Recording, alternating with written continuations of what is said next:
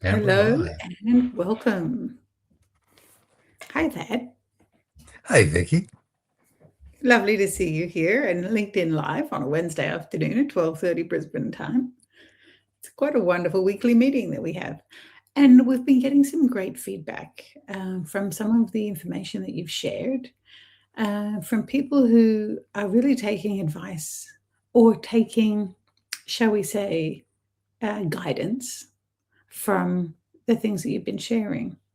So Mm, when we get feedback like that, we know it's good to keep it going. And we cover different topics each week.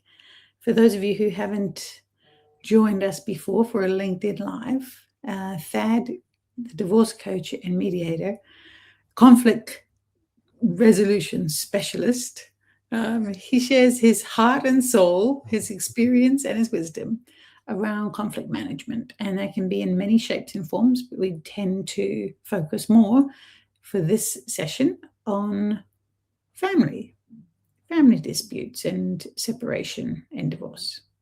And today we're mm. talking about finance. Yeah, there must be a lot going on for someone who's separating. Aside from the emotional turmoil, they also will be probably operating on less than normal sleep, possibly not feeding themselves as well as they used to. And then on top of that, you've got all the financial elements. There's some stress that's related to money, always, right? Yeah. Money is one of those things that there's never going to be enough. There's never enough. I can't get enough. How do I do this? There is panic around money. Even when there's enough in the bank account to cover the bills, it's never going to be enough. My dad once said, when I was many, many years ago, when I was getting married, he said, there's two things you're going to fight about in a marriage. And I said, what's that? He says, kids and money. And he says, kids are just another expense. And so it's really about money.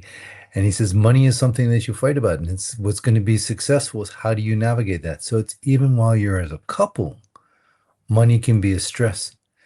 Now imagine you're no longer the couple and you suddenly, how am I going to manage with only half? How am I going to manage with? So fear really starts to take a grasp. And, money is one of those things that, the saying is that the love of money is the root of all evil. But it's also the fear of money paralyzes us into holding us into a belief system that's not true.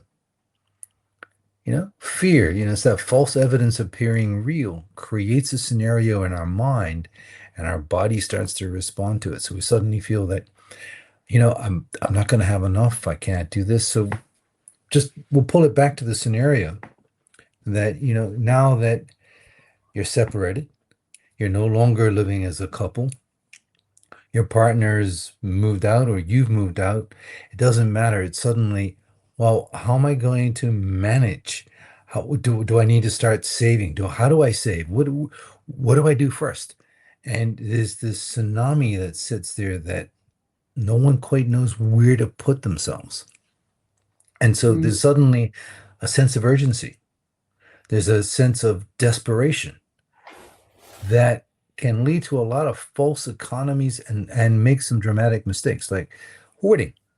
You'll start saying, "Oh, I won't have enough food, so I need to make sure that I've got enough money in the bank, but it's not going to be there, so I'm going to get something."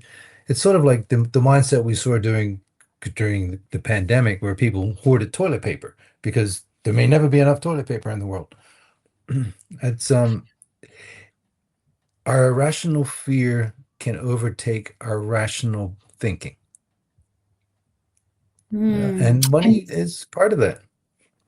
yeah, so I'm hearing that emotions drive behavior, emotions drive decisions. Your Mm. experience, what has your experience been around decisions that are made during separation or prior to separation, even that may backfire or may just not be the best decision because it came from a place of emotion, fear, as you've named it? Yeah. It can be almost anything. It's in that material decision that a lot of people make. I saw one in which, you know, the guy was they were separating. It was a couple, happened to be a man and a woman, and the man was like, I'm going to need to get a new vehicle, but because I want to make sure that I've got the most out of this, because we've agreed to separate, we've already agreed how to do that, I'm going to get myself a really nice ute. So he went out and spent about $90,000 on a ute and got it sort of tricked out a bit. Now, down the road, and we were like a year later, we're in family mediation, and this legal representation, he was blindsided by the fact that that $90,000 ute became part of the assets of the separation. And it's like, well, I don't have the cash. And he was caught with the decision, I now need to sell this vehicle that I've become attached to. That can be innocuous, but it's also can be the panic that um a spouse on the back foot will find. And not to be specific, but or even biased in it, but it'll be usually gender based. It'll be the woman who's left and have a husband and or a man and a woman relationship, but it can be the partner that's in our majority, but it's also a partner that's left behind who has been the homemaker or hasn't made as much, suddenly finds themselves disadvantaged and now is having to do some emergency spending in their mind. They're now urgent to get some money into or to take care of some things or to get some material things, or I need to make sure that I've got these items, whatever those items might be. It might be hoarding food. It might be hoarding petrol. It might be getting a new vehicle. It might be paying for things that aren't necessary, but they feel urgent because there's a sense of scarcity. And I won't be able to do this. Yeah, I could really see that. And this scarcity, it's so natural for someone to Mm. feel this way if their relationship is coming to an end, whether it was them who drove that decision or whether it was mutual or whether it was a blindside. There's a lot of grief that happens. You're losing something at the end of a Yep. relationship. So I would expect that sense of loss might carry over into a fear of further loss Well, with finances. I'm going to say, when you're a couple, doesn't matter same sex or whatever it is, there's always the two incomes or there's the primary income that has supported the family. And suddenly that's now different. There's now going to be two households. It's going to be, oh, we have two cars. We've got to get petrol. We've got to feed the kids and we've got to make sure we've got Two lots of something as rent. simple as Yeah, two doubling lots up of rent. your expenses, really. So if the kids are going to be at their dad's house, where they're going to be at their mom's house, okay, we need bed linens. We're going to need towels. We're going to need soap. We're going to need, you know, the this starts to escalate. And it's like, well, hang on, what do we need to do? And it's making a priority list of what is urgent and what's real and asking the question. So it's prioritizing and it's working with someone like a coach to help prioritize that, because there is a role for your financial advisor. There's a role for your family lawyer, all advise that. But in terms of deciding what is urgent, you need some advice Mm. And how do because you support people in that space? I understand you've just offered a model or a frame that yeah. says, decide what's urgent, what's real.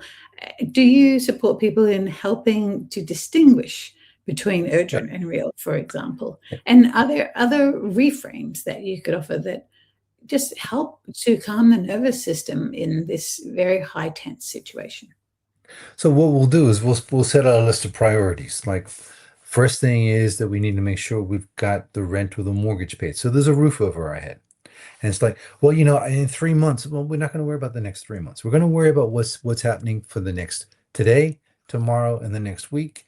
So let's focus on that. And then once we've got that plan and we know there's some certainty around that, let's then let's then look at what the next month's going to look like, and then the next 2 months, so that we have some certainty. And then if we need to get advice around that, let's get some advice around that. But in the meantime, is the rent paid? Do we have the utilities paid?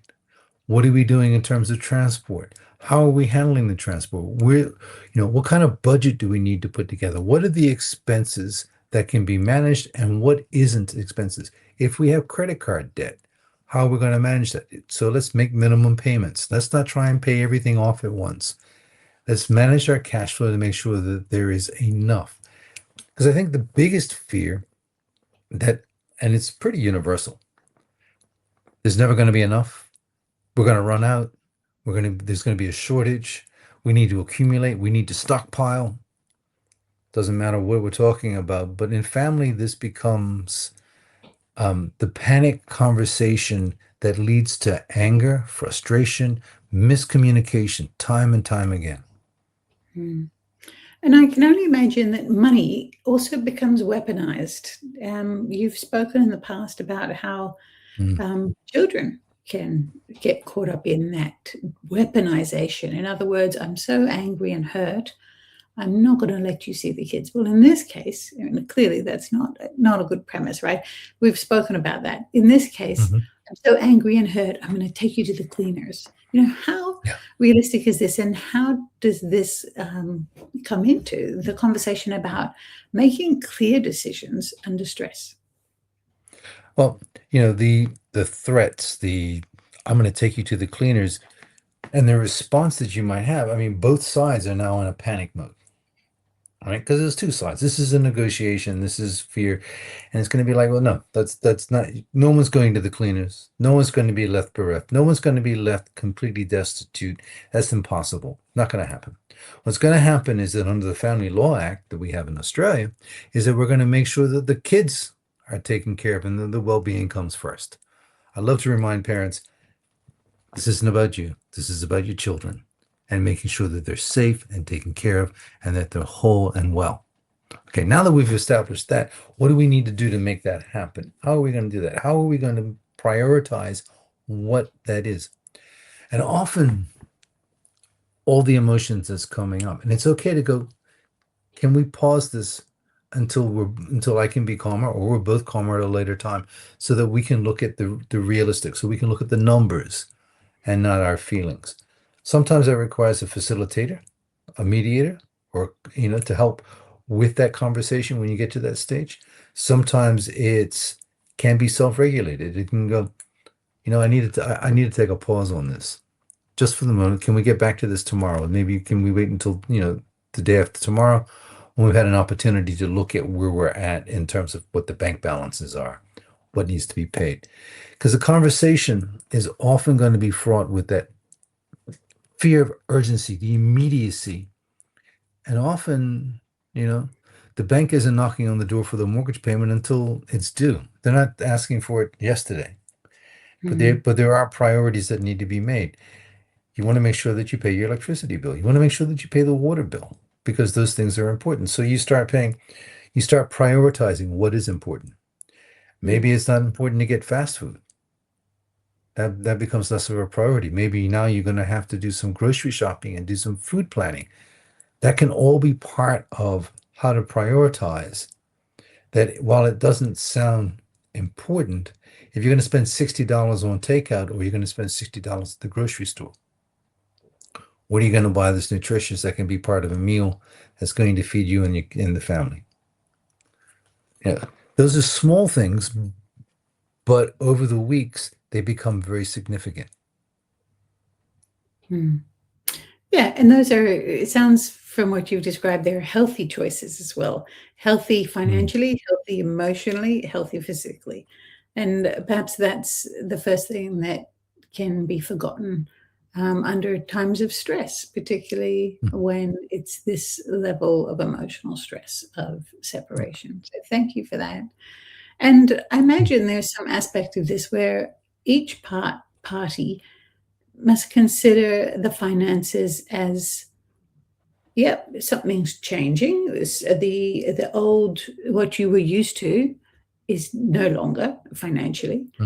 What would you like it to look like? How will you build the next chapter of your life? What does money, I guess there's some money mindset in there as well, but, what are your clear expectations beyond this next few weeks or 3 months? Is that Yeah, a conversation that you help people with in divorce coaching or? definitely a conversation. Money, because how to divide the property. What are we going to look at? What do you need to ensure that you're able to take care of your responsibilities? It's not about what you want. It's like what the needs are. It's the one is I need $10 million. Well, if your asset pool is 700,000, then or half a million or whatever the asset pool is, well, that's what the asset pool is, right? Maybe you need to up that part-time job. Maybe you need to find friends, family to help with after school care. Maybe there's things that can be put together that can assist in putting together a reality that's manageable. And it doesn't, and as I tell clients all the time, we don't have to chew this all at once. We can take steps towards this. And it's having a discussion with your spouse or partner as to how that might look. How how to have that conversation is what I do as a coach, but it's how that might look for both of you, because both want to try and remain as whole as possible. But the reality is that when two come together, it's a bigger pot than it is when it's just the one. But it doesn't mean it's the end of the world. It doesn't mean that there's a financial ending here. This is just a restructuring. I And like it that. can be, yeah. And, it's a good tool to use is to write down a column. What are the facts? What do I need? What needs to be done now? So write a column. In the left column, we'll write down rent, utilities, groceries. What is shared expenses? What needs to be immediate in terms of any obligations? And then in the right-hand column, write down, well, I'll never recover. I'll never be able to have a life. I'll never. And then you look at these two columns about all these statements that you're making and which one is real and which one is just fear. Because I'll never be able is already, without finishing the sentence, is already in the realm of what'll never happen because that's not true. And what is helping understand is what is the truth is that you can manage these bills, that you can have that conversation with your ex-partner or soon to be ex-partner as to what that looks like and how to share those expenses. Who's going to be paying what? Do you agree to school fees should be 50-50? There's school fees for kindy or for private school or whatever that you're doing. If there's car payments to be made, who's going to be responsible for those? How is that going to be paid? Is it important to keep that, or is it going to be in the short term? The car may need to be sold, and public transportation might be the alternative. There's there's all of these questions that don't have to have an immediate answer, but they can have a plan. Right? Thad, can you share with us when would someone come to a divorce coach about Mhm. this particular issue? And when would they go to a mediator to manage the financials and do that part of the separation? Well, a divorce coach is right from the beginning. You're thinking about separating. I've got clients that have separated, thinking about separating. It's So if you're thinking about separating, how do we go about this? How do we have the conversation? How do we talk about splitting expenses? How do we talk about dividing assets? What is that conversation going to look like? And so we can role play that. We can put together a plan. If my client is the one that is already left behind, is the partner left? How do we cope that? How do we have the conversations? Not a dissimilar process, but it's a little different. Now, in a mediation, I'm the mediator. I can't coach either party. I'm here, one of the parties. Doesn't matter which one will come and say, I want to try mediation now. I'm ready to negotiate. So it's a facilitated negotiation between the two parties. It may be legally assisted. And it is then a discussion. Just to interrupt there, what does that So mean, legally assisted? What does that mean you have for a the lawyer, client? you have a lawyer in attendance. So you can bring your lawyer to your mediation. You can bring a lawyer, you can bring a trusted friend. Both sides would have to agree to that process. Otherwise, it's imbalanced, and it can hinder a good negotiation. So Thank you. you can have a good friend or I do suggest that you have, particularly when we're doing a property separation and we're talking about financial settlement, that you do check in with your lawyer. You do get legal advice as to what you need to do, what should be revealed. And the disclosure is everything. You can't hide anything, otherwise you'll be in contempt of court. And once you've done the mediation, which I facilitate the conversation, and we talk about everything, the bank accounts, the any assets, the cars, the superannuation, any boats, and bikes, furniture. Everything is on the table. And then how to divide that up is it's it's not always going to be 50-50. It usually never is 50-50. It might be 60-40, 70-30. It depends on if you've got children, how do you want things to be managed? But that's a discussion that I ask both sides to do the homework prior to the mediation and get legal advice. And so, in that conversation, is there an arbitration that happens? Is it that both parties come to the table with or without lawyers and the decision is made by a third party? No, Or do they have full say in the outcome? in a mediation, it is a facilitated conversation. They are negotiating their own financial settlement. Now, it's still going to be subject to having a review by their counsel, by their solicitors. But my role is to help them facilitate that and remind them, this is where the court may or may not want to see this is going. How's this in the best interest of the children? How is this going to look for yourself? So I might ask some questions in private session, but at the end of the day, it is an agreement that belongs to them. I do not make a decision for them. I do not say, well, that's not a good idea. That's not my role. My role isn't to play King Solomon and say, okay, I'm going to split the baby in half. My role as a mediator is to get them where they can have that uncomfortable conversation comfortably. I like that, yeah, because there would often be around money, not agreement, a disagreement, basically Yeah, conflict, which is the right. very thing that you help people with. So, thank you for describing how that process works because I don't think it's fully understood always. Some people might think that a mediation means that they have to show up and they get some outcome delivered to them that they may or may not agree with.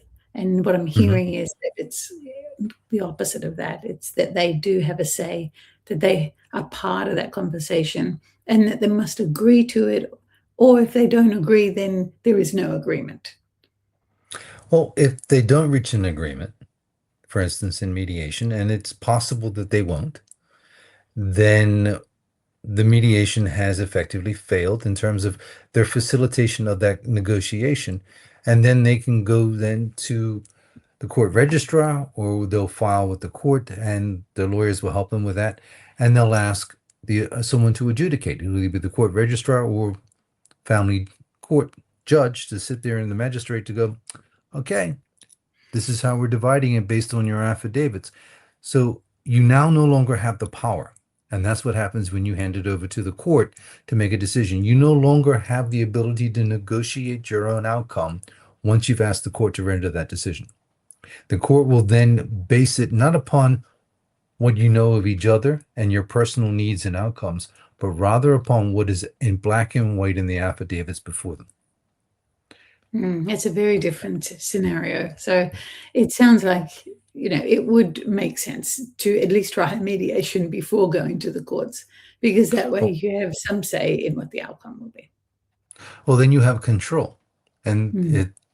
who doesn't want to have control over their financial freedoms and their financial? So and often people spend a lot of time fussing over the small things. Like, it might be something, say they own a house, they have boats, they have cars, but they're going to focus on, you know, Aunt May gave us that table. And I know it's worth $1,200, but I really want that table. And that table, we've appraised it and it's an antique and it's really, really, really, and we'll spend hours doing that because there's an emotional attachment to it. And the other one saying, I know it's really important to you, but I'm going to withhold it because I don't want you to have it. Yeah. At the end of the day, as a mediator, you sit there and go,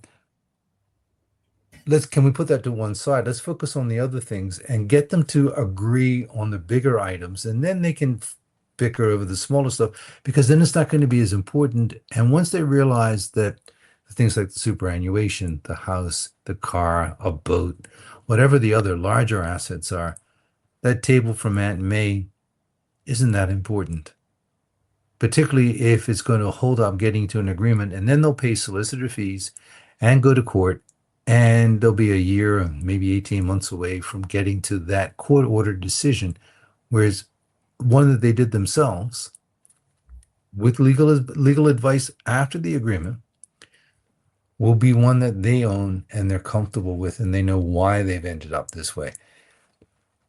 The other thing is that if it can be done calmly and you use your numbers, you're not making those rash decisions where and as a mediator, I have to regulate this, where parties will be wearing themselves down and just say, okay, I just agree, just to get it over with.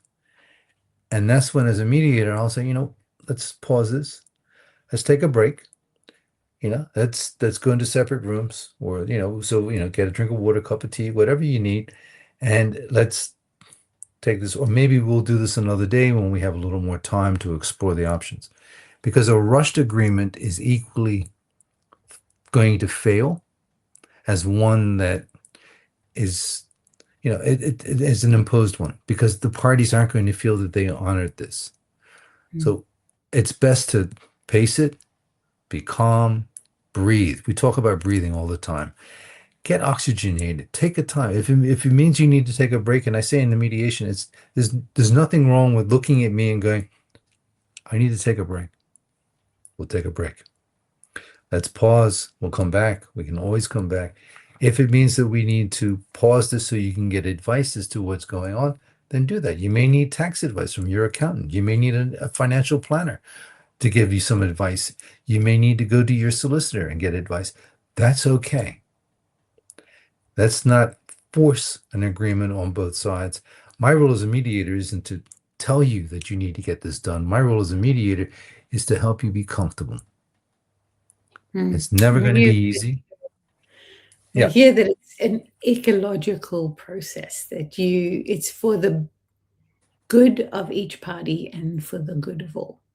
That you care about the longevity and sustainability of the agreement. It's not just a race to an agreement. Oh, good, we got that done, dusted. It's really about whether the agreement can hold, whether it's livable, whether it suits both parties, and whether it's realistic. It's much more ecological than just we need to come to a decision and call it a day. So thank you for sharing those nuances. Yeah. I have seen it where someone has said, look, okay, you can just take 80% of everything. I don't care. And I've had to pause it and say, well, if you give up 80%, how are you going to manage? What is going to be your plan? Not that I can advise you, but I'm just going to ask these questions because I think you need to consider what that's going to look like. And it's not to scupper the agreement. It's to make sure that the agreement, because if it goes to the solicitor is going to say, well, this isn't manageable and I'm not going to make this into a court order. And it then will be, so it then drags it out. The negotiation then becomes an attorney-assisted negotiation rather than a facilitated one with a mediator. It's wonderful to know that these resources are available for anyone who's considering separation, who's already mid-separation, or have already separated and maybe haven't come to an agreement on finances and other aspects of a divorce. So thank you for sharing your insights and your wisdom and your experience. And I trust that this has made it a lot clearer for people who really are looking for this type of information.